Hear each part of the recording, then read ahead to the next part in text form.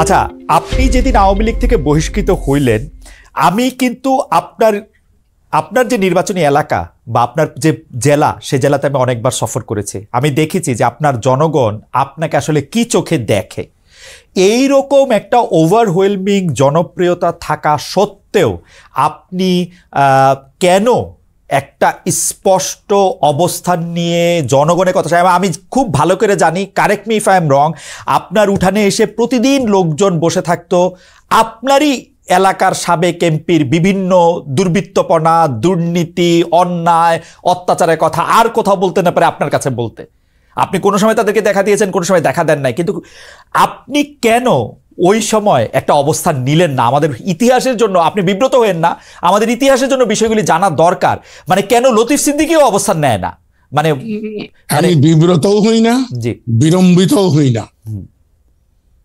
আমি, আপনার কি মনে আছে, আমি 18 সালেও প্রার্থী হয়েছিলাম এবং 18 সালে প্রার্থী হওয়ার পর আপনি ভাবতে পারেন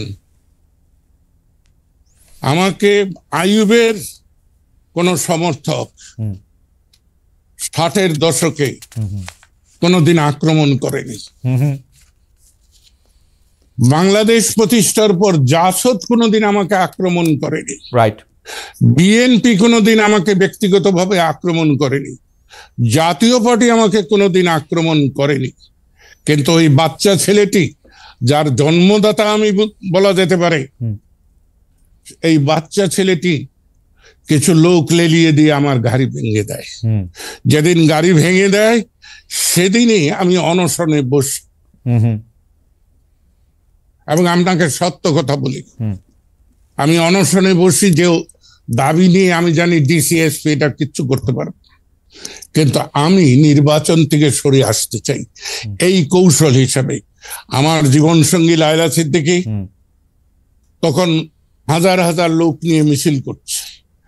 সে অনুরোধ করেছে, হাজার হাজার লোক এসে আমাকে অনুরোধ করেছে, আপনি অনশন বন্ধ করে কালীহাতি আসুন। আমি কালীহাতি যাব না, কারণ আমাকে এমপি বানানোর জন্য কেউ প্রাণ হারাক, কোনো মায়ের বুক খালি হোক, কোনো নারীর স্বামী নিহত হোক, কোনো শিশুর পিতা নিহত হোক, এটা আমি চাই না। সেজন্যই আমি নিজেকে প্রত্যাহার করে নিয়ে এসেছি। আমি এলাকায় যাইনি, যেই আমার সঙ্গে দেখা করতে আসতো তার বিরুদ্ধেই 5টা 7টা মিথ্যা গায়েবী মামলা হতো। পুলিশ অকাতরে এই মামলাগুলা করতো। আপনারাও পুলিশের রেকর্ড দেখুন, দেখতে পাবেন। কিন্তু এই লোকগুলো কিন্তু আওয়ামী লীগ। অবশ্যই অবশ্যই আওয়ামী লীগই তো হবে। গত 15 বছরে আওয়ামী লীগ ছাড়া তো আর কেউ ছিল না।